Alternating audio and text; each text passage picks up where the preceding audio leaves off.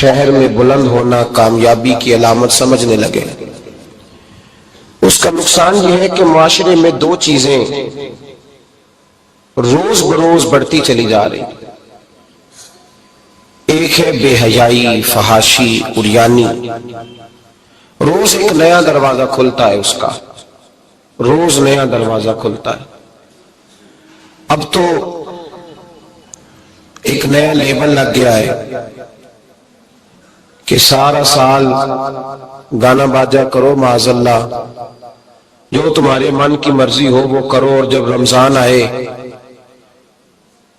تو کچھ چند پرچوں پہ حدیثیں لکھ کے ٹی وی پہ بیٹھ جاؤ اور لوگوں کو بتاؤ کہ اسلام شاید وہ والا مذہب ہے جو کہتا ہے سارا سال مرضی کرے، رمضان آئے تو حدیث پڑھنی شروع کر دے، اور یکم رمضان سے 29 تک دوپٹہ سر پہ رکھو، اور جب عید والا دن آئے تو اتار دو۔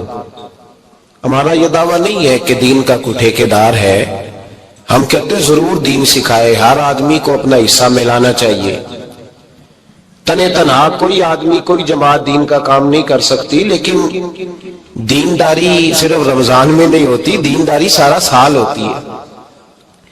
اب لوگوں نے دین کو جزوی طور پہ لینا شروع کر لیا ہے، کلی طور پہ لوگ دین کو نہیں اپناتے۔ شادی کے پروگرام منگنی سے لے کر بارات کے بیٹھنے تک سارے کام غیر شرعی ہوتے ہیں۔ مرد عورت کا اختلاط ہوتا ہے۔ سب سے بری رسم وہ ہے کہ جب جوان لڑکیاں ہاتھوں میں پھول لے کے دولہے اور اس کے دوستوں پر پھول پھینکتی ہیں، باقی ہر آدمی ڈرائنگ روم میں بیٹھتا ہے، ویڈیو والوں کو اجازت ہوتی ہے کہ وہ گھر کے ہر کونے تک پہنچ سکتا ہے۔ سارے کام غیر شرعی ہوتے ہیں اور جزوی طور پر دین پہ عمل ہوتا ہے۔ نکاح کا وقت آتا ہے تو کہتا ہے چپ کر جاؤ تھوڑی دیر کے لیے، بینڈ باجا بند کرو، ہم مسلمان ہو گئے۔ مولوی صاحب نکاح کے لیے تشریف لاتے ہیں، بیچارے چھپے بیٹھے ہوتے ہیں کسی کونے میں، چند کلمے پڑھا کے جب دعا کر کے چہرے پہ ہاتھ پورا نہیں پھیرتے تو پھر وہی تماشا شروع ہو جاتا ہے۔ جزوی طور پر لوگ دین پہ عمل کرتے ہیں۔ میرا رب فرماتا ہے یا ایھا الذین آمنوا اتقوا اللہ حق تقاتہ، اے ایمان والو رب سے ڈرو، اتنا ڈرو کہ جتنا ڈرنے کا حق ہے۔ وَلَا تَمُوتُنَّ إِلَّا وَأَنْتُمْ مُسْلِمُونَ، اور فرمایا یہ نہ ہو کہ تم مسجد میں مسلمان ہو اور بازار میں نہ ہو، اور ایسا نہیں ہونا چاہیے کہ جب تو تم زندہ ہو تو مسلمان ہو اور صبح مسلمان ہو تو معاذ اللہ شام کو کافر ہو، ایسا نہ ہو۔ فرمایا تم نے کلمہ پڑھا ہے تو میرے محبوب کے غلاموں مرتے دم تک مسلمان ہی رہنا، اب مرتے دم تک مسلمان رہنا، دیکھنا دامن دین تمہارے ہاتھ سے چھوٹ نہ جائے۔ دو باتیں عام ہو گئی امت مسلمان، عام، ایک فحاشی عریانی عام ہے اور روز بروز اس کا نیا رنگ ہے۔ اب تو میں نے کہا مذہب کا ساتھ لوگوں نے تھوڑا سا ذائقہ لگا لیا ہے، کہتے ہیں نہیں رمضان میں نمازیں پڑھ لیں گے، خیر ہے، بچ جائیں گے، چھٹی ہو جائے گی۔ وہ میں ہی کیوں نہ ہوں، عورت کے سامنے کھلے منہ بیٹھنے کی کسی کو بھی اجازت نہیں، کسی کو بھی اجازت نہیں۔ کسی نے حضرت سیدنا جنید بغدادی سے کہا تھا کہ اگر مرد عورت نیک ہوں تو پھر تو درس و تدریس ہو سکتی ہے نا، پھر تو پڑھا سکتے ہیں نا ایک دوسرے، نیک ہو، پرہیزگار ہو۔ تو دین چونکہ میرے رسول پاک کا ہے صلی اللہ علیہ، یہ کسی ایک شخص کے اٹھ کے نئی بات کرنے سے اور اس کو نیا جدید کو ٹانکا لگانے سے بدل تھوڑی جائے گا۔ حضرت جنید بغدادی سے کہہ دیا کہ حضرت جی اگر دو بندے نیک ہوں تو پھر بات چیت ہو سکتی ہے۔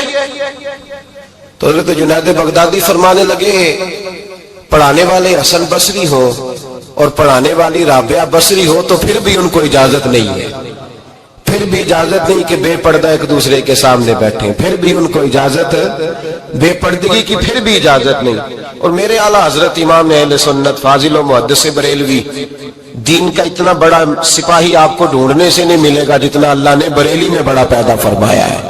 اور ہر محاذ پر کسی نے کہا حضرت جی بے پردہ بی بی مزار پہ جا سکتی ہے، اجازت ہے؟ تو قلم ہے بریلی کے بادشاہ کا، اور رضا کے نیزے کی مار ہے کہ عدو کے سینے میں غار ہے۔ کیا فرماتے اعلیٰ حضرت؟ آپ فرماتے کیا پوچھا تم نے، بے پردہ عورت مزار پہ پیر کے پاس جا سکتی ہے؟ میں یہ نہ پوچھو، احمد رضا سے یہ پوچھو کہ جائے گی تو لانتے کتنی برسیں گی، یہ والا سوال پوچھو۔ عام ہے بے پردگی، عام، کھلے عام۔ اور میرے بھائی لوگ کہتے ہیں جدید ہونا چاہیے، یاد رکھو اسلام فقط گناہ سے منع نہیں کرتا، اسلام وہ دروازہ ہی بند کرتا ہے جس رستے سے گناہ ہو سکتا ہے، وہ دروازہ ہی بند ہے۔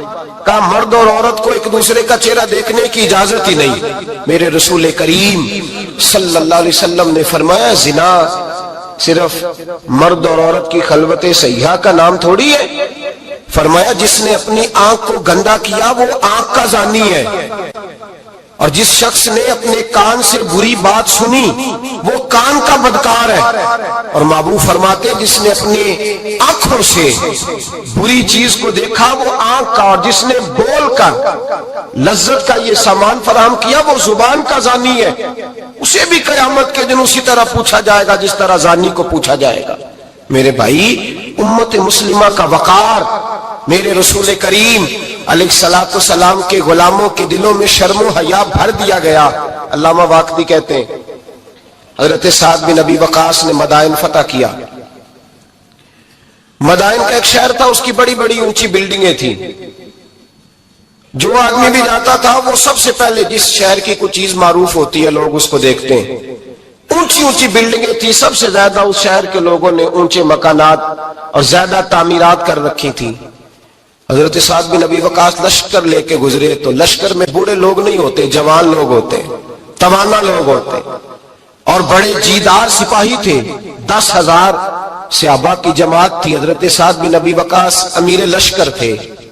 اب عیسائیوں نے ایک چال چلی، انہوں نے کہا مسلمان جب بازار سے گزریں گے لڑائی تو ہم ان کے ساتھ لڑ نہیں سکے، ہم وہ والا طریقہ اختیار کرتے ہیں کہ مسلمان قابو میں آ جائیں گے، ہم عورت کو بطور تیر کے استعمال کرتے ہیں، ہم اس کو بطور جال کے پھینکتے ہیں۔ کیا کیا؟ عورتوں کے ہاتھوں میں پھول دیے، پلیٹیں پکڑائیں، بلڈنگوں کی چھتوں پہ کھڑا کر دیا، فرمایا تم ان پر پھول پھینکنا، اگر 2-4 سپاہی بھی ہم اپنے قابو میں کرنے میں کامیاب ہو گئے تو درار تو پڑ گئی نا، تم ان پر پھول پھینکنا۔ یہ دیکھیں رسم چلی کہاں سے، ہم نے اپنا لی ہے، چلی کہاں سے اور ہم نے اس کو اخذ کر لیا، رواج بن گیا۔ حضرت سعد بن ابی وقاص رضی اللہ تعالیٰ عنہ جب اس بازار سے گزرے تو آگے آگے امیر لشکر کا گھوڑا تھا، پیچھے 10,000 صحابہ گھوڑوں پہ بیٹھے۔ حضرت سعد بن ابی وقاص سے نظر اٹھا کے دیکھا تو عورتیں تو کھڑی ہیں، پھول لیے، کفر کی چال کو سمجھ گئے کہ یہ بے حیائی کا جال پھینک کے ملت کے جوانوں کے دلوں سے غیرت ایمانی چھیننا چاہتے ہیں، یہ مسلمانوں کے دلوں سے تقوی کی روشنی چھیننا چاہتے ہیں، یہ قرآن پاک کا سرور اور عبادت کا نور چھیننا چاہتے ہیں، یہ بے حیائی کا کلک لگا کے ان کے دلوں سے رسول اللہ کا درود چھیننا چاہتے ہیں، یہ محبت رسول کے سوتے خشک کرنا چاہتے ہیں۔ جب دیکھا تو فوری طور پہ گھوڑے پہ چڑھے اور جناب سعد نے قرآن پڑھنا شروع کر دیا۔ وَقُلْ لِلْمُؤْمِنِينَ يَغُضُّوا مِنْ أَبْصَارِهِمْ، کہا مومنو تمہارے رب نے تمہارے نبی کی زبان سے تمہیں حکم دیا ہے کہ تم نے نظریں نیچی رکھنی ہے۔ جب حضرت سعد بن ابی وقاص نے آیت پڑھی تو صحابہ کہتے ہیں ہمیں یوں لگا کہ جیسے ابھی آیت نازل ہو رہی ہے اور سیدھی دلوں سے ٹکرا رہی ہے۔ 10,000 کا لشکر گزر گیا، عورتیں پھول پھینکتی رہیں، لیکن کسی ایک صحابی نے بھی نظر اٹھا کے نہیں دیکھا۔ جب لشکر گزرا تو ان بیبیوں نے پلیٹیں پھینکی اور کہنے لگی عیسائیوں تم کتنے نالائق اور کس قدر بڑے تم بد تہذیب ہو کہ اپنی عورتیں استعمال کرتے ہو لوگوں کو قابو کرنے کے لیے، کس قدر تم زیادہ غیرت سے گرے ہوئے ہو، اور یہ کتنا اعلیٰ طبقہ ہے کہ ہم دادے توجہ دیتی رہی، انہوں نے پلٹ کے نہیں دیکھا، کہنے لگے تم جھوٹے ہو، اور جس رسول کے غلام اتنے اعلیٰ درجے کے پائے کے حیا والے ہیں وہ نبی کی نشان والا ہوگا۔ بیبیوں نے کلمہ پڑھنا شروع کر دیا۔ بھائی یاد رکھیں یہ جو آج جگہ جگہ مسلمانوں کے خلاف کفر کی سازش ہے، میری ملت کا جوان روز رات کو 10 میسج ٹائپ کرتا ہے، یہ روز رات کو 20 نمبر اپنے موبائل پہ رکھتا ہے اور فخر کے ساتھ بیان کرتا ہے، اور بڑی تکلیف کے ساتھ بات کہنی پڑتی ہے کہ اس کے ابا جی کو بھی پتا ہے کہ بچے کے موبائل میں نمبر ہیں، اس کے گھر والوں کو بھی پتا ہے، اور لوگ ہیں کہ اس کو ایک شغل سمجھ کے، ایک چھوٹا سا بچے کا شوق سمجھ کے اس کو درگزر کر رہے ہیں۔ تجھے پتا نہیں کہ جب انسان کی یہ سوچ ہوتی ہے، جب اس کا یہ نظریہ ہوتا ہے تو ایمانی قوتیں کتنی زائل ہوتی ہیں۔ جب نوجوان کی نظر کے اندر عیب پیدا ہوتا ہے تو پھر اس سے نماز کی لذت جاتی رہتی ہے، قرآن پاک کا ذائقہ جاتا رہتا ہے، درود پاک کا ذائقہ جاتا رہتا ہے۔ اٹھائیے مسند امام احمد بن حنبل، میرے رسول کریم صلی اللہ علیہ وسلم کی بارگاہ میں صحابی نے آ کے عرض کی، یا رسول اللہ میں بڑی اچھے طریقے سے وضو کرتا ہوں، ٹائم نکال کے مسجد آتا ہوں، حضور میں پابندی سے پڑھنے کی کوشش کرتا ہوں، لیکن اے معصوم آمنہ، یا رسول اللہ میرا نماز میں دل نہیں لگتا، حضور میری طبیعت نہیں جمتی، میرا دوڑ جانے کو دل کرتا ہے، کوئی نسخہ بتلائیے۔ محبوب نے فرمایا تو اپنی نظر کو پاک کر لے، تیرے نبی کا وعدہ ہے تیرا نماز میں دل لگنا شروع ہو جائے گا۔ اپنی نظر میں پاکیزگی پیدا کر۔ محمد بن قاسم آئے، اگر یہ بات آپ کی سمجھ میں آ گئی تو حد ہو گئی۔ محمد بن قاسم جب یہاں آئے نا ہندوستان میں تو عجیب واقعہ لکھا ہے ان کے حالات میں۔ یہاں آئے تو نیا علاقہ تھا، ہندوستان کی سڑکوں سے چوکوں سے واقف نہیں تھے۔ جب تشریف لائے، راجہ دہر ان کے مقابلے میں تھا، جنگ کرنی تھی، لشکر لائے تو خود بھی ابھی 17 سال یا 19 سال کے جوان تھے، اور ساتھ بھی لشکر جوانوں کا تھا۔ ایک بزرگ تھے قافلے میں، بزرگ کہتے ہیں میری محمد بن قاسم سے ملاقات ہوئی تو میں نے اس شخص کے چہرے پر پریشانی دیکھی، شدید تکلیف میں دیکھا، تو میں نے کہا جرنیل مسلمانوں کے تو کس پریشانی میں ہے؟ تو محمد بن قاسم کہنے لگے پریشانی یہ ہے کہ ہم عربی ہیں، یہ عجم کا علاقہ ہے، ہم تو رستوں سے بھی واقف نہیں۔ راجہ دہر سنا ہے، بڑی فوج ہے، بڑی طاقت ہے، بہت پرانا یہاں کا رہنے والا ہے، چھوٹے چھوٹے مورچوں کا پتہ ہے، رستوں کا پتہ ہے، کیسے جنگ ہوگی؟ میں پریشان ہوں کہ مقابلہ کیسے ہوگا؟ وہ بزرگ کہتے ہیں میں نے بھی دعا کی، تسلی دی، میں نے کہا اللہ تیری مدد کرے گا۔ میں گزر گیا، 3-4 دن کے بعد ملاقات ہوئی تو میں نے محمد بن قاسم کے چہرے پر بڑی روشنی دیکھی، ہنستے اور مسکراتے دیکھا، توانائی دیکھی، وقار دیکھا، اطمینان اور سکون دیکھا۔ میں نے کہا خیریت تو ہے، پرسوں ترسوں تو بڑے پریشان تھے، آج کیا ہوا؟ اگر یہ بات سمجھ میں آ گئی میری ملت کے جوان کے، اگر یہ بات سمجھ میں آ گئی تو شاید اسے ڈھب اور سلیقہ آ جائے جینے کا، شاید یہ سمجھ جائے کہ میری توانائی کا راز کہاں ہے۔ کہنے لگے بھائی پرسوں ترسوں بڑے پریشان تھے، آج کیا ہوا؟ جواب دیا کہ تاریخ بنا دی، اس 17 سال کے جوان نے تاریخ بنا دی۔ کہنے لگا میں بے فکر ہو گیا ہوں، راجہ دہر میرا مقابلہ نہیں کر سکتا، وہ 2 دن نہیں کھڑا ہو سکتا میرے سامنے۔ کا وجہ کیا ہے؟ محمد بن قاسم کہنے لگے میں نے تحقیق کی ہے، مجھے پتا چلا ہے کہ راجہ دہر ذہن کا گندا ہے، نظر کا ناپاک ہے، وہ سینے بند کا برا ہے۔ مجھے پتا چلا ہے وہ تو چچا زاد بہن کو نہیں چھوڑتا، وہ تو خالہ زاد پہ بری نظر رکھتا ہے۔ مجھے پتا چلا ہے کہ اس کے تو اپنے علاقے کی عورتیں اس کی نظر سے محفوظ نہیں ہیں۔ کہنے لگا جو گندی نظر کا جوان ہوتا ہے وہ کسی میدان میں نہیں ٹھہر سکتا۔ کہنے لگا میری 17 اور 19 سال کی جوانی ہے، مجھے قسم ہے گنبد خضرا کی، میں نے جب بھی دیکھا ہے یا مصطفیٰ کا درود دیکھا ہے یا رسول اللہ پہ نازل ہونے والا قرآن دیکھا ہے۔ میرا مقابلہ کیسے کرے گا؟ میرے مقابلے میں کیسے آئے گا؟ جو نظر کا گندا ہو، کردار کا ناپاک ہو، وہ کسی کے مقابلے میں آ سکتا؟ اور ملت کے جوان یاد رکھ، جب تک نظریں ناپاک ہوتی ہیں اس وقت تک وجود کمزور ہوتے ہیں، جب تک نظریں ناپاک ہوتی ہیں ارادوں میں دراڑیں ہوتی ہیں، جب نظریں ناپاک ہوتی ہیں پھر عقیدے متزلزل ہوتے ہیں، جب نظریں ناپاک ہوتی ہیں پھر انسان کوئی بھی مہم سر نہیں کر سکتا، اور جب نظر پاک ہوتی ہے۔ حضرت عبداللہ بن حذافہ جہاد کر رہے تھے، روم کے عیسائیوں نے گرفتار کر لیا، 1000 آدمی نے مل کے پکڑا، گرفتار نہیں ہوتے تھے صحابی، 1000 آدمی نے گھیرا ڈالا، گرفتار کر کے لے گئے۔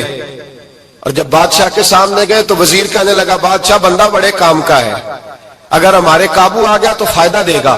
صحابی ہیں حضرت عبداللہ بن حذافہ، حضرت فاروق اعظم کا زمانہ ہے، اگر قابو آ گیا تو فائدہ دے گا۔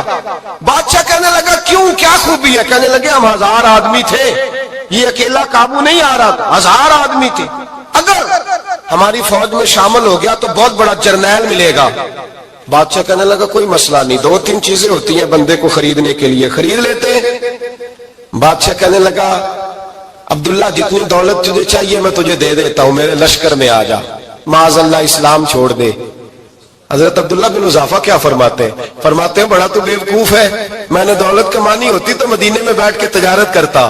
میں دولت کمانے نہیں نکلا، میں تو رسول اللہ کی رضا کمانے کے لیے نکلا ہوا ہوں. دولت کمانے ہوتی تو کسی مارکیٹ میں ہوتا، میدان میں آنا تو شہادت ہے مطلوب مقصود مومن، نہ مال غنیمت نہ کشور کشائی. یہ دولت تو لونڈی ہے رسول اللہ کے دروازے کی، یہ تو پیچھے پیچھے پھرتی ہے نبی پاک کے غلاموں. یہ کمانی ہوتی تو میں کسی مارکیٹ میں ہوتا، میدان میں تھوڑا ہوتا. عبداللہ بن حذافہ سے دوسری چال چلی. کہنے لگے میاں عہدہ جو تجھے چاہیے، میں بادشاہ ہوں، میرے نیچے جو عہدہ تو کہے گا وہ تجھے مل جائے گا. حضرت عبداللہ بن حذافہ کہنے لگے شاید تجھے پتہ نہیں میری تعریف کیا ہے، شاید تو جانتا نہیں میری تعریف کیا ہے. کہا صاحب کی کیا تعریف ہے؟ کہنے لگے میں رسول اللہ کا صحابی ہوں اور کائنات میں سب سے بڑا عہدہ مصطفیٰ کے صحابی ہونے کا عہدہ ہے. صحابہ وہ صحابہ تھے جن کی ہر صبح عید ہوتی تھی، خدا کا قرب حاصل تھا، نبی کی دید ہوتی تھی. فرمایا میں نے حضور کے جلوے دیکھے ہوئے ہیں، مجھے عہدے کی ضرورت ہی نہیں، اور میں نے عہدہ لینا ہوتا تو میں سیاست کرتا، میں تو شہادت لینے نکلا ہوں میدان میں، عہدے کا میں نے کیا کرنا ہے. اب بادشاہ کہنے لگا اسے قتل کر دو. وزیر کہنے لگا نہیں، ایک بات اور ہے، مجھے ایک چال اور چلنے دو. کہا وہ کیا؟ کہنے لگے میری بیٹی بڑی خوبصورت ہے، مجھے موقع دو اپنی بیٹی کو سجا بنا کے. وہ جوان جس کی جوانی اتنی بڑی ہے کہ 1000 آدمی مقابلے میں کھڑا نہیں ہوتا، اس جوان کے کمرے میں رات کی تنہائی میں بنا سوار کے بی بی کو بھیجا. وہ بی بی کہتی ہے میں ساری رات بن سور کے اس صحابی کے کمرے میں بیٹھی رہی، لیکن یہ کیا شخص تھا، ساری رات ہی مسلح پہ بیٹھا رہا، ساری رات ہی. کچھ دیر تھک جاتا تو یہ کریم رسول پہ درود پڑھنا شروع کر دیتا. بی بی کہتی ہے سحری ہو گئی تو میں نے چھو کے دیکھا کہ انسان ہے کہ جن ہے، یہ بندہ ہے کہ فرشتہ ہے. چھو کے دیکھا، کہنے لگے پیچھے ہٹ جا. میں نے کہا میں نے تو سنا تھا تو 1000 کے مقابلے میں ہے اور تو اتنا بے حس ہے کہ بنی سوری دلہن بیٹھی ہے، تو نے نظر نہیں کی. عبداللہ بن حذافہ، بی بی کہتی ہے نظر پھر نہیں اٹھائی، نظر پھر جھکی ہوئی ہے. کہنے لگے بی بی میں مجبور ہوں، اب میرے اوپر کوئی حسن نہیں چلتا، میں نے جلوہ والضحیٰ کا دیدار کیا ہوا ہے، اب میری نگاہوں میں جچتا نہیں کوئی، اس لیے کہ جیسے میرے سرکار ہے ایسا نہیں کوئی. کبھی بھی اب نہیں کسی کا میرے اوپر جادو چلتا. میں نے مصطفیٰ کو اور کہا ذرا پیچھے ہٹ کے بیٹھ، مجھے میرے رسول نے غیر محرم سے بچنے کا حکم دیا ہے، ذرا پیچھے ہٹ کے بیٹھ. سحری کا وقت تھا. وہ بی بی کہتی ہے اس نوجوان کے جملے میرا سینہ چیر گئے، کلیجہ پھٹ گیا، چیخ نکلی، میں کفر کے عالم میں روئی. میں نے کہا مجھے بتا تو صحیح، آخر یہ جذبہ کہاں سے ملتا ہے، آخر یہ روشنی تو میں نے دیکھی نہیں، کہاں سے آتی ہے؟ ایک میرا باپ ہے جو بنا سور کے مجھے تیرے کمرے میں چھوڑ گیا، بتلا یہ کہاں سے کیف آتے ہیں؟ عبداللہ بن حذافہ کہنے لگے اگر کیف لینا ہے تو بھی میرے مصطفیٰ کا کلمہ پڑھ جا، آجا دروازے رسول پہ جھک جا، مل جائے گا. سویرے دروازے پہ باپ آیا بیٹی سے رزلٹ لینے، دروازہ کھولا تو بیٹی نقاب پہنے باہر آئی. باپ کہنے لگا کیا بنا؟ کہنے لگی پیچھے ہٹ جا، تو غیر محرم ہے، کافر ہے، میں مسلمان ہوں. اس نے کہا کیا ہوا؟ کہنے لگی تیرے جیسے کو باپ کہوں، تیرے جیسے کو جو مجھے استعمال کر رہا تھا. میں تجھے باپ نہیں مانتی، میں اب رسول والی ہو گئی ہوں، میں حضرت فاطمہ کی کنیزہ ہو گئی ہوں، میں اب نبی کریم کی خادمہ ہوں، خبردار میرے قریب نہ آنا. یہ دعوی بھی ناکام ہوا. اب حضرت عبداللہ بن حذافہ کے سامنے موت کھڑی کی، ایک کڑا میں تیل گرم کیا، کہنے لگے تجھے اس میں جلایا جائے گا. حضرت عبداللہ بن حذافہ رضی اللہ تعالیٰ عنہ جب جلنے کے قریب ہوئے تو رونے لگے. روم کا بادشاہ کہنے لگا شاید ڈر گیا ہے. کہنے لگے اب سمجھ آئی ہے، اب تجھے پتا چلا ہے، چل آ جا. حضرت عبداللہ بن حذافہ کہنے لگے تو کافر ہے، تیری کافروں والی سوچ ہے. اس لیے نہیں رویا کہ موت سے ڈر گیا ہوں، میں تو اس لیے رویا ہوں کہ ایک جان ہے وہ نبی پاک پہ قربان ہو رہی ہے. کاش رب مجھے 1000 جان دیتا، میں ساری مصطفیٰ پہ قربان کر دیتا. فاضل بریلوی فرماتے ہیں کرو تیرے نام پہ جاں فدا، نہ بس ایک جان 2 جہاں فدا، اور میرا 2 جہاں سے بھی نہیں جی بھرا، میں کروں کیا کہ کروڑوں جہاں نہیں. اور میاں صاحب فرماتے ہیں کچا رنگ للاری والا جیڑا چڑھدا لیندا رہندا، اے عشق تیرے دا رنگ محمد چڑھ جائے پھر نہیں لیندا، عشق تیرے دا رنگ محمد چڑھ جائے پھر اے نہیں لیندا. میرے بھائی وہ روم کا بادشاہ کہنے لگا دنیا میں نے بھی بڑی دیکھی ہے، پر جیسے پاک صاف مصطفیٰ کے غلام دیکھے ایسا میں نے کوئی نہیں دیکھا. او بھائیو، نظر پاک ہو، روح پاک ہو، مزاج پاک ہو، پھر انسان بڑے بڑے کام کرتا، پھر وہ مہمات کو سر کرتا، پھر وہ صرف ایک گھر کے لیے نہیں، وہ ملت کے لیے فائدہ مند ہوتا ہے، پھر وہ گھرانوں کو لے کر چلتا ہے، پھر وہ بڑے بڑے معاشرے تشکیل دیتا ہے. میرے رسول کریم صلی اللہ علیہ وسلم نے پاک صاف ذہن کے لوگ تیار کیے. حضرت مرثد فرماتے ہیں میں ایک عورت پہ عاشق تھا، جب کلمہ پڑھا نبی پاک نے میری پشت پہ ہاتھ پھیرا، میں نے کہا حضور کوئی نصیحت؟ نبی پاک نے فرمایا نظر کو پاک رکھنا. آپ فرماتے ہیں عورتیں میرے پیچھے بھاگا کرتی تھیں اور مجھے کہا کرتی تھی اب تو دیکھتا کیوں نہیں؟ تو میں نے کہا پتا مجھے بھی نہیں، مصطفیٰ کی ایک نظر ہوئی ہے، رب نے سارے محل کو چہل دور فرما دیے، سارا کچھ ہی بدل گیا. ملت کے جوانوں یاد رکھو اس بات کو، یہ پاکیزگی یہ نظر، یہ پاکیزگی یہ مزاج، یہ انسان سے بڑے کام کرا لیتی ہے. اور اگر تیری نظر ناپاک رہتی ہے پھر تو کچھ نہیں کر سکتا، پھر تیری زندگی ایک ایسے قید خانے میں قید ہو گئی ہے جو تجھے 2 قدم بھی نہیں چلنے دے گی. سب سے پہلے مزاج کی پاکیزگی، اور دوسرا اصلاح معاشرہ کے لیے اہم درس یہ ہے اپنے آپ کو پاک صاف رکھیں، ذہنی طور پر، نظریاتی طور پر. اور دوسرا درس یہ ہے میرے بھائی ظلم اور زیادتی سے بچیں. پاک صاف رہ کے وقت شروع کریں، اور کسی جگہ بھی کوئی زیادتی کوئی ظلم. میرے نبی کریم صلی اللہ علیہ وسلم کے مزاج کو اگر آپ دیکھیں گے نا، ہمارے معاشرے میں آج سب سے زیادہ زیادتی پتہ کون سی ہوتی ہے؟ لوگ عزتیں پامال کرتے، بدگمانیاں کرتے. ابو جہل یہ کام کرتا تھا کہ وہ نبی پاک صلی اللہ علیہ وسلم پر، صحابہ پر معاذ اللہ شخصی اعتراضات کرتا تھا. شخصی عزیزو، جب آدمی کا کسی سے اختلاف ہوتا ہے نا، یا کسی کو پسند نہیں کرتا یا کسی کو ریجیکٹ کرنا چاہتا ہے تو شخصی اعتراضات کرتا ہے، نیچے اترتا ہے، کمزور بات کرتا ہے، چھوٹی بات کرتا ہے. اور ہمارے زمانے میں تو یہ کام حسد کی وجہ سے ہوتا ہے. بڑے بڑے جماعتیں ٹوٹ جاتی ہیں، ملتوں کا شرازہ بکھر جاتا ہے، لیکن لوگ اپنی اس حرکت سے باز نہیں آتے، ساری زندگی ذاتی اور نجی اعتراضات کرتے رہے. ابو جہل کے اندر ہزاروں عیب پائے جاتے تھے، شرابی بھی تھا، بدکار بھی تھا، بے حیا بھی تھا، ظالم بھی تھا. میرے نبی پاک صلی اللہ علیہ وسلم نے اسے دین کا پیغام دیا ہے، لیکن تاریخ کی کسی کتاب میں آپ کو یہ نہیں ملے گا کہ حضور نے کبھی اس کی شخصیت پر اعتراض کیا ہو. یہ فرمایا ہے کہ بڑا فرعون ہے اس امت کا، لیکن نیچے اتر کر کبھی اس کی ذاتی اور شخصی زندگی پر کوئی زیادتی صحابہ کی طرف سے اور نبی پاک کی طرف سے. بہت بڑی بات سمجھا رہا ہوں، اگر آپ کی سمجھ میں آئے تو. ہم ذاتیات پر اترتے، ذات پر اتر کر زیادتی کرتے، ذات پر. ہمارا اب ظلم نجی سطح سے شروع ہو رہا ہے اور پوری ملت کو لپیٹ میں لے رہا ہے. پوری ملت کو چھوٹی چھوٹی زیادتیاں ہیں جو پورے معاشرے کو اپنی لپیٹ میں لیتی ہیں. میرے نبی کریم علیہ السلام نے جو دین ہمیں دیا ہے وہ خیر خواہی کا مذہب ہے، وہ بھلا کرنے کا مذہب ہے، وہ کام آنے کا مذہب ہے، وہ ظلم سے بچنے کا مذہب ہے. میرے نبی پاک نے فرمایا ظلم سے بچ جانا، قیامت کے اندھیروں میں جو بڑا اندھیرا ہوگا وہ ظلم ہوگا.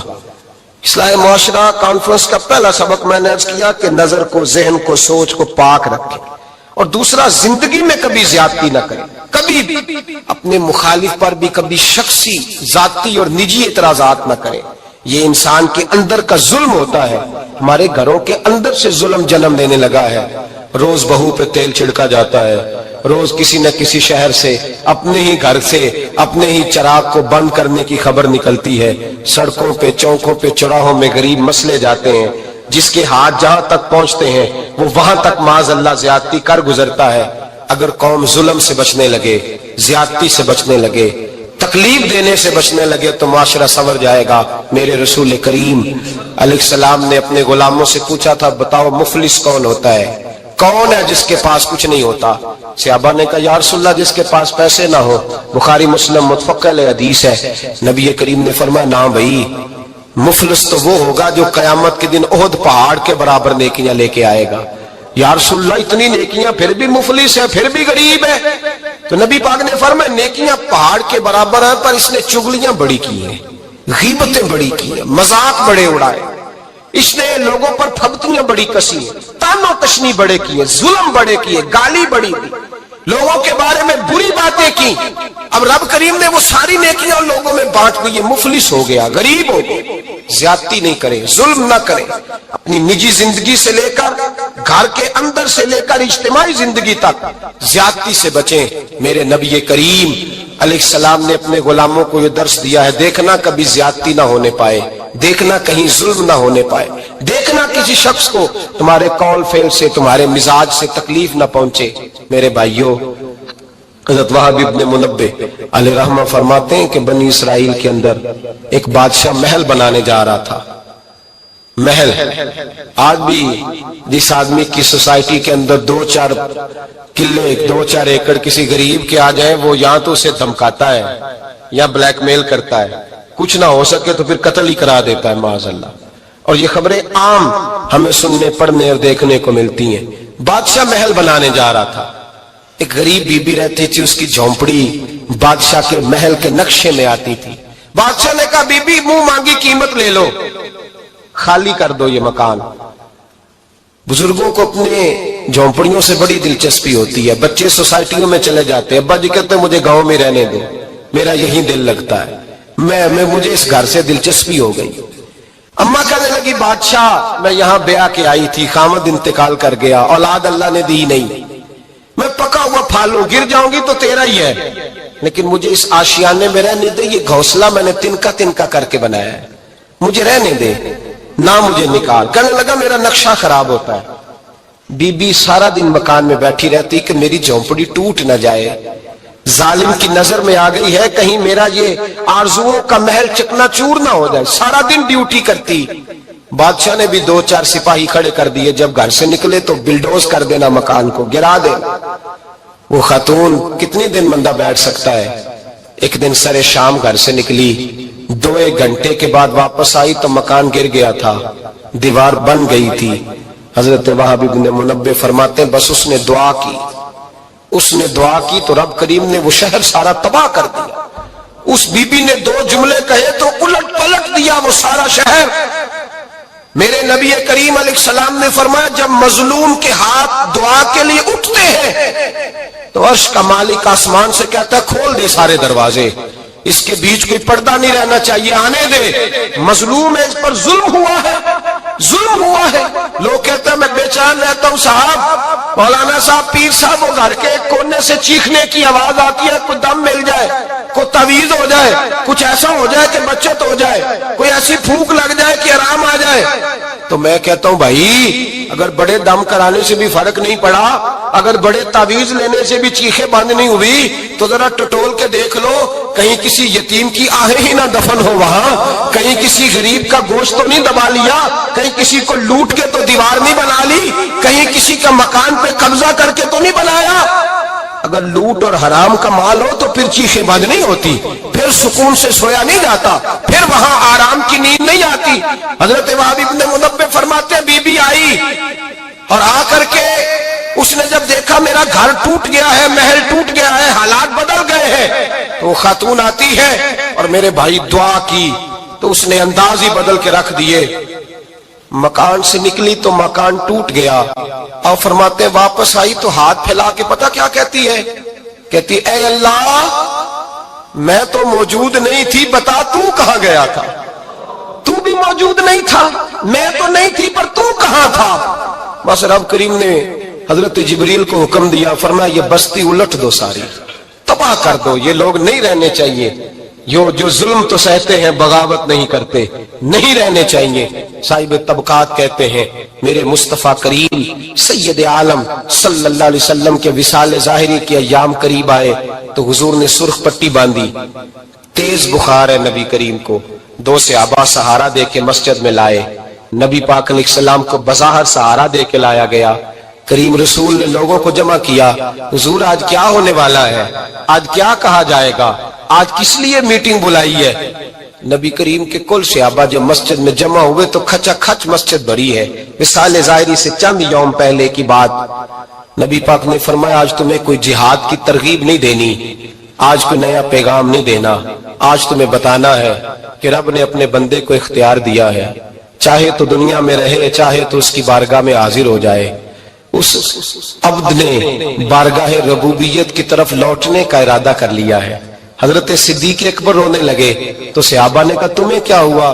کہنے لگے سمجھ نہیں رہے، کسی کی بات نہیں کر رہے، نبی پاک تو اپنی بات فرما رہے ہیں، اس نے جانے کا ارادہ کر لیا۔ سنیے میرے بھائی، محبوب پاک نے فرمایا بھائی کسی شخص کو میری طرف سے کوئی تکلیف پہنچی ہو تو بدلہ لے سکتا ہے، بدلہ لے سکتا ہے، کسی کو تکلیف پہنچی ہو۔ صحابہ پھوٹ کے رونے لگے، محبوبہ کرم ہی کرم ہوا ہے، رحمت ہی رحمت آئی، آپ کے بارے میں گمان کرنے والا بھی دائرہ ایمان سے نکل جائے گا۔ حضور آپ کیا فرما رہے ہیں؟ فرمایا نہیں بھائی اٹھو۔ پیچھے سے جناب عکاشہ بن محصن اٹھے، ہاتھ کانپتے ہیں آگے بڑھے، کہنے لگے یا رسول اللہ، ایک جنگ کے موقع پر آپ نے درہ مارا تھا، ننگی پیٹھ پر صفیں سیدھی کراتے، بات دل میں رہ گئی ہے، میں نے بدلہ لینا ہے۔ نبی کریم نے فرمایا بلال دوڑ کے جاؤ، فاطمہ کے گھر درہ پڑا ہے، درہ لاؤ۔ سیدنا بلال حبشی کہتے میں گیا، دستک دی سیدہ طیبہ طاہرہ، حضرت فاطمہ فرمانے لگی بلال کیسے آئے ہو؟ اماں جی وہ درہ چاہیے تھا۔ سیدہ کو تشویش ہوئی، کہنے لگے بلال نہ تو جنگ پہ جانا ہے، نہ جہاد ہے، نہ کوئی ایسا موقع ہے، حضور کی تو طبیعت مبارک بظاہر بڑی علیل ہے، درہ کیا کریں گے؟ حضرت بلال عرض کرنے لگے اماں جی ایک صحابی بدلہ لینے لگے ہیں، صاحب طبقات نے جملے لکھے ہیں، کہتے ہیں بی بی صاحبہ نے درہ بھی دیا اور امام حسن حسین کو بھی باہر نکالا۔ فرمانے لگی عکاشہ سے کہنا 100 درے مارے، ان دو شہزادوں کے جسم پر نبی پاک کے قریب نہ جائے، میں نے 2 بچے پیدا ہی اپنے محبوب پر قربان کرنے کے لیے کیے، ان کو لے جائے۔ حضرت بلال کہتے ہیں میں 2 شہزادے لے کے آیا، اور جب دروازے میں لے کے پہنچا تو نبی پاک نے دیکھا تو آنکھوں میں آنسو آ گئے۔ فرمایا ان کو بٹھا دو، مجھے پتا ہے فاطمہ نے کیا کہہ کے بھیجا ہے۔ حضرت سیدنا بلال فرماتے درہ میں نے جناب عکاشہ کو دیا، حضرت عکاشہ درہ لے کے آگے جو بڑھے تو حضرت ابوبکر صدیق نے ان کے پیروں پہ ہاتھ رکھا، فرمایا عکاشہ میری طرف آ یار، مجھے ماں درے، نبی پاک کے قریب نہ جا۔ مصطفیٰ کریم نے فرمایا ابوبکر تو ہٹ جا، اسے آنے دے۔ فرماتے میں چند قدم آگے گیا تو مولا علی شیر خدا نے میرے پیر پہ ہاتھ رکھا، کہنے لگے عکاشہ سوچ تو صحیح تو کیا کر رہا ہے؟ حضور نے فرمایا علی ہٹ جاؤ، میرا اور ان کا معاملہ ہے۔ جناب عکاشہ آگے بڑھ رہے، نبی کریم نے فرمایا میں اپنی امت کو درس دینا چاہتا ہوں، خبردار خبردار زندگی میں تمہارے ہاتھ سے زبان سے کسی کو تکلیف نہ پہنچنے پائے، خبردار۔ یاد رکھنا وہ معاشرے بگڑ جاتے ہیں، وہ معاشرے تباہ کر دیے جاتے ہیں جہاں ظلم ہوتا ہے، جہاں زیادتی ہوتی ہے، جہاں لوگوں کو ستایا جاتا ہے۔ محبوب کریم کے قریب آئے حضرت عکاشہ کا، حضور میری پیٹھ ننگی تھی، آپ بھی ذرا کپڑا ہٹائیے۔ نبی کریم نے پیٹھ سے کپڑا ہٹایا، جناب عکاشہ نے درہ جو اٹھایا تو صحابہ کی چیخیں نکلی۔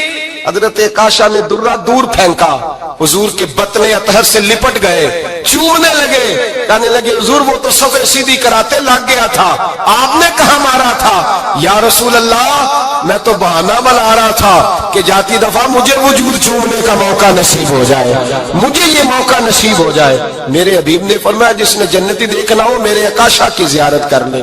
بھائی ظلم کا دروازہ کھلا ہوا ہے اور لوگ بھول جاتے ہیں زیادتی کرتے ہوئے، وہ بہو سے ہی کیوں نہ کریں، وہ اپنے گھر کے بھول جاتے ہیں کہ شاید پوچھنے والا کوئی نہیں، شاید میزان نہیں لگے گا۔ ایران کے بادشاہ نے اپنے بیٹے کو پڑھانے کے لیے ایک استاد صاحب کا بندوبست کیا۔ استاد صاحب کو کہا کہ میرے بچے کو دین پڑھائیے، میں چاہتا ہوں کل اس نے انعام حکومت کو سنبھالنا ہے تو یہ دین سے آگاہ ہو جائے، اس کو کچھ سکھائیے پڑھائیے۔ بہت نیک بزرگ بڑے درویش عالم پڑھانے لگے، اسباق مکمل ہو گئے، دین کے اسباق قرآن مجید پڑھایا، احادیث طیبہ کا درس دیا، اصول فقہ سے روشناس کرایا۔ جب بچے نے مکمل تعلیم حاصل کر لی اور آمین ہو گئی، دستار ہو گئی، فارغ ہو گئے تو پھر ایک دن استاد صاحب نے کہا بیٹے کل تم نے ضرور آنا ہے، کچھ بات کرنی ہے۔ शहजादा गया मिलने उस्ताद साहब से, उस्ताद साहब ने कुंडी लगा ली, हाथ में दुर्रा पकड़ लिया, मार मार के पूरे वजूद को जख्मी कर दिया, कोई गलती नहीं, कोई बात नहीं, मारा। अब बच्चा आया आके बादशाह सलामत से कहा कि अब्बा जी समझ नहीं आई, बड़ा मारा है उस्ताद। तो सियाने थे ना बादशाह, यहां तो कारी साहब रोज कटहरे में खड़े होते हैं, मौलवी साहब आपने मेरे बच्चे को क्यों मारा है? आप 8,000 के मौलवी है, मेरा कई करोड़ का बच्चा है, सवेरे बदल लेंगे। खबरदार आपने बच्चे को हाथ लगाया, अपनी हैसियत में रहे माज़अल्लाह। जो कौमें उस्तादों को कटहरों में खड़ा करती हैं वो तरक्की नहीं कर पाती, ये उस्तादों को कटहरों में रोज खड़ा करती। कहा अब्बा जी बड़ा मारा है, तो वालिद बड़े समझदार थे, कहने लगे बेटा उस्ताद बाप होता है, वो ज्यादती नहीं करता, कोई बात होगी मैं तेरे उस्ताद को कटहरे में नहीं बुलाऊंगा। अम्मा से बात की, अम्मा कहने लगी बेटा मैं तेरे बाप से कैसे बात करूं, डर आता। वक्त गुजर गया, 22 साल बीत गए, 22 साल गुजर गए, बादशाह का इंतकाल हुआ, शहजादा तख्त पे बैठा, पहला हुक्म ये दिया कि मेरे उस्ताद को बुलाओ, पहला हुक्म। उस्ताद जी बूढ़े हो गए थे, छड़ी के ऊपर टेक लगा के आए और भवें सफेद होके झुक गई थी, यूं आंख खोल के बड़ी मुश्किल से देखा, कहने लगे शहजादे हुक्म हो। कब मैं शहजादा नहीं, अब मैं बादशाह बन गया हूं। उस्ताद जी 22 साल बीत गए, आपने मारा था, पर वो दर्द चूंकि ज्यादती की थी, मेरा कसूर कोई नहीं था, तो ना मेरी रूह से दर्द गया है ना मेरे जिस्म से गया है, मैं बेख्तियार था, पूछ नहीं सकता था, आज बाइख्तियार हुआ हूं। सबसे पहले पहला हुक्म आपको दिया, बुलाया है, बताए क्यों मारा था, क्यों मुझे मारा था, मेरी ज्यादती बताए। तो उस्ताद, बूढ़े उस्ताद की आंखें आंसुओं से भर गईं, कहने लगे बेटे बस आज के दिन के लिए मारा था, ये जो दिन आ गया ना मेरी जिंदगी में इसलिए मारा था, ये मैं चाहता था मेरी जिंदगी में वक्त है, आज के बस मेरी मुराद पूरी हो गई। कहा साहब किस लिए, मुझे भी समझाए। आप फरमाने लगे कितनी देर हो गई तुझे मार खाए हुए, कितना जमाना बीत गया? कहने लगा 22 साल। फरमाया जख्म भूले तो नहीं, दर्द खत्म तो नहीं हुई, तुम्हें बात एक मिनट के लिए भी तुम्हारे हाफजे से महक तो नहीं हुई? का उस्ताद जी रोज रात को याद आती, रोज ख्याल आता था। उस्ताद कहने लगे भाई तू बेख्तियार था, पूछ नहीं सका, 22 साल तुझे याद रहा, मुझे पता था तू एक दिन हुक्मरान बनेगा, मैंने तुझे इसलिए मारा था कि बेटे याद रखना किसी पे जुल्म न करना। अगर तुझे 22 साल तक याद रहा है तो जिस पर तू जुल्म करेगा उसे भी कयामत तक याद रहेगा। और ये याद रखना तू आज बाइख्तियार हुआ तो तूने मुझे बुला लिया है, कयामत के दिन गरीब बाइख्तियार हो जाएंगे, मजलूम बाइख्तियार हो जाएंगे, वो बाइख्तियार होंगे लिल्लाहिल वाहिदिल कहार, रब करीम की बारगाह के अंदर उनका इख्तियार होगा, अकेले अल्लाह की हुक्मरानी होगी। फिर वो बुलाएंगे बड़े बड़े कज कुला, दुनिया में जिनकी पगड़ियां ऊंची थी वो सर झुकाए खड़े होंगे, दुनिया में जो डिक्टेटर बनते थे उनकी पुश्तें लाल होंगी, उनको गद्दार लिखा जाएगा, कयामत तक नहीं भूलेगा। जुल्म करना तो सोच समझ के करना, इतना करना जितना तुम सह सकते हो, इतनी ज्यादती करना जितनी कयामत में तुम बर्दाश्त कर सकते हो।